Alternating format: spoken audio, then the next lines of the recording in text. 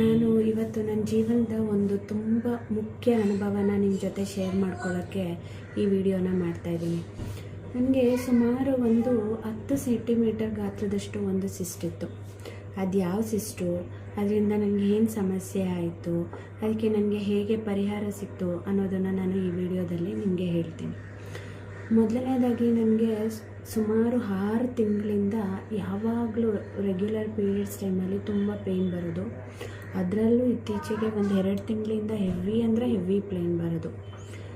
ಆಮೇಲೆ ನಾನು ಯಾಕೆ ಈ ಥರ ತುಂಬ ಪೇಯ್ನ್ ಬರುತ್ತೆ ಅಂತ ಅಂದ್ಬಿಟ್ಟು ನನ್ನ ಫ್ಯಾಮಿಲಿ ಡಾಕ್ಟ್ರನ್ನ ನಾನು ಕನ್ಸಲ್ಟ್ ಮಾಡಿದೆ. ಅವ್ರು ಹೇಳಿದ್ರು, ಒಂದು ಅಲ್ಟ್ರಾಸೌಂಡ್ ಸ್ಕ್ಯಾನಿಂಗ್ ಮಾಡಿಸ್ಕೊಳ್ಳಿ, ಅದರಿಂದ ನಿಮಗೆ ಏನಿದೆ ಏನು ಅಂತ ಗೊತ್ತಾಗುತ್ತೆ ಅಂತ. ಸೊ ನಾನು ಅಲ್ಟ್ರಾಸೌಂಡ್ ಸ್ಕ್ಯಾನಿಂಗ್ ಮಾಡಿಸ್ಕೊಂಡೆ. ಆವಾಗ ಅದರಲ್ಲಿ ಆ ಸ್ಕ್ಯಾನಿಂಗ್ ರಿಪೋರ್ಟಲ್ಲಿ ಒಂದು ಸಿಸ್ಟ್ ಇದೆ ಅಂತ ಬಂತು. ಆ ರಿಪೋರ್ಟ್ನ ಮತ್ತೆ ತೊಗೊಂಡು ನಾನು ನನ್ನ ಫ್ಯಾಮಿಲಿ ಡಾಕ್ಟ್ರಿಗೆ ತೋರಿಸಿದಾಗ ಅವರು ಒಬ್ಬರು ಲೇಡಿ ಡಾಕ್ಟ್ರನ್ನ ಕನ್ಸಲ್ಟ್ ಮಾಡಬೇಕು ಅಂತ ಹೇಳಿ ನನಗೆ ನಮೃತ ನರ್ಸಿಂಗ್ ಹೋಮ್ ಅಡ್ರೆಸ್ನ ಕೊಟ್ಟರು. ನಾನು ನಿಜ ಹೇಳಬೇಕು ಅಂದರೆ ಅವತ್ತು ನನಗೆ ತುಂಬ ಭಯ ಆಗ್ತಾಯಿತ್ತು. ಏನು ಸಿಸ್ಟ್ ಇರ್ಬೋದು, ಏನು ಹೇಳ್ತಾರೋ ಡಾಕ್ಟ್ರು ಅಂತ ತುಂಬ ಭಯ ಆಗ್ತಾಯಿತ್ತು. ಆದರೆ ಗಾಡ್ ಗ್ರೇಸ್ ನನಗೆ ಒಬ್ಬರು ತುಂಬ ಒಳ್ಳೆ ಡಾಕ್ಟ್ರು ಸಿಕ್ಕಿದ್ರು. ಅವ್ರ ನೇಮು ನಮೃತ ಮ್ಯಾಮ್ ಮತ್ತು ಪ್ರಕೃತ ಮ್ಯಾಮು. ಅವರು ನನಗೆ ತುಂಬ ಟೈಮ್ ಕೊಟ್ಟರು. ನಿಧಾನವಾಗಿ ನನ್ನನ್ನು ಚೆಕ್ ಮಾಡಿ, ಯಾವ ಭಯನೂ ಬೇಡ, ಕೂಲಾಗಿರಿ ಅಂತ ಹೇಳಿ ನನಗೆ ಧೈರ್ಯ ತುಂಬಿ, ನನಗೆ ಅವರು ಒಂದು ಡಾಕ್ಟ್ರಿಗಿಂತ ನನ್ನ ಅಕ್ಕ ಅಂತಲೇ ಹೇಳ್ಬೋದು ಅವ್ರಿಗೆ. ಅವರು ನನಗೆ ಮತ್ತೆ MRI ಸ್ಕ್ಯಾನಿಂಗ್ ಮಾಡಿ ಅಂತ ಹೇಳಿದ್ರು. MRI ಸ್ಕ್ಯಾನಿಂಗ್ ಮಾಡಿಸಿದಾಗ ನನಗೆ ಭಯ ಇತ್ತು. ಆ್ಯಕ್ಚುಲಿ ಆ ಟೈಮಲ್ಲಿ ನಮೃತ ಮ್ಯಾಮ್ ನನ್ನ ಜೊತೆ ನಿಂತ್ಕೊಂಡು ಧೈರ್ಯ ಕೊಟ್ಟರು.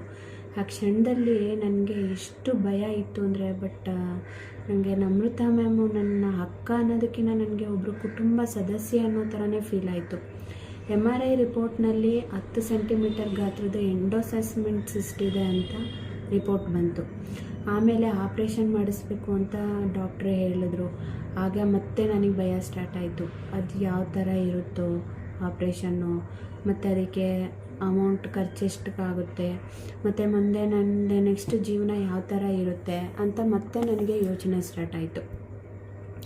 ಆದರೆ ನಮೃತ ಮ್ಯಾಮು ನನಗೆ ತುಂಬ ಚೆನ್ನಾಗಿ ಎಕ್ಸ್ಪ್ಲೈನ್ ಮಾಡಿ, ಡೋಂಟ್ ವರಿ ಅಂತ ಹೇಳಿ ಲ್ಯಾಪ್ಟೋಸ್ಕೋಪಿ ಸರ್ಜರಿನ ಮತ್ತೆ ಸಲಹೆ ಮಾಡಿದ್ರು. ಖರ್ಚು ಕೂಡ ಕಮ್ಮಿ ಇತ್ತು, ಅಫೋರ್ಡೆಬಲ್ ಆಗೇ ಏನೂ ಇತ್ತು, ತೀರಾ ಏನು ಜಾಸ್ತಿ ಅಂತ ಫೀಲ್ ಆಗಲಿಲ್ಲ. ನನ್ನ ಆಪ್ರೇಷನ್ ಸುಮಾರು 1.5 ಅವರ್ ಆಯಿತು. ಆಮೇಲೆ ನಾನು 2 ದಿನದಲ್ಲೇ ಚೆನ್ನಾಗಿ ರಿಕವರಿನೂ ಆದೆ. ಇವತ್ತು ನನಗೆ ಯಾವುದೇ ರೀತಿಯ ಪ್ರಾಬ್ಲಮ್ ಇಲ್ಲ, ಆರಾಮಾಗಿ ನಾರ್ಮಲಾಗಿ ಇದ್ದೀನಿ. ನನಗೆ ಯಾವ ನೋವು ಕೂಡ ಇಲ್ಲ. ಆಪ್ರೇಷನ್ ಟೈಮಲ್ಲಿ ನಮೃತ ನರ್ಸಿಂಗ್ ಹೋಮ್ನ ಸ್ಟಾಫ್ ಆಗಿರ್ಬೋದು, ನರ್ಸಸ್ ಆಗಿರ್ಬೋದು, ಎಲ್ಲರೂ ಅಷ್ಟೇ ನನ್ನನ್ನು ತುಂಬ ಚೆನ್ನಾಗಿ ನೋಡಿಕೊಂಡ್ರು.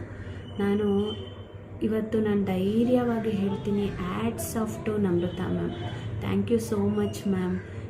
ಹಣ ಇವತ್ತಿರುತ್ತೆ, ನಾಳೆ ಹೋಗುತ್ತೆ, ಆದರೆ ನನ್ನ ಜೀವನನ ಉಳಿಸಿದ್ದಕ್ಕೆ ನಾನಾಗಿರ್ಬೋದು, ನನ್ನ ಫ್ಯಾಮಿಲಿ ಆಗಿರ್ಬೋದು, ನಾವು ಸಂಪೂರ್ಣ ಚಿರಋಣಿಯಾಗಿರ್ತೀವಿ ಮ್ಯಾಮ್.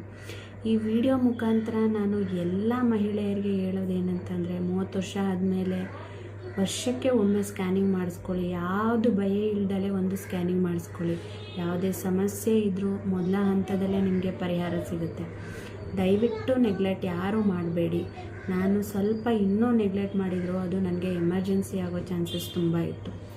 ಯಾರಿಗಾದರೂ ಯಾವುದೇ ಗೈನೆಕ್ಸ್ ಸಮಸ್ಯೆ ಇದ್ರೂ ನಮೃತ ನರ್ಸಿಂಗ್ ಹೋಮ್ಗೆ ಒಂದು ವಿಸಿಟ್ ಮಾಡಿ, ಅವರು ನಿಮಗೆ ಒಳ್ಳೆ ಸಲಹೆ ಕೊಡ್ತಾರೆ ಮತ್ತು ಚಿಕಿತ್ಸೆ ಕೊಡ್ತಾರೆ ಅಂತ ನಾನು ನಿಮಗೆ ಈ ಮುಖಾಂತರ ಹೇಳ್ತೀನಿ.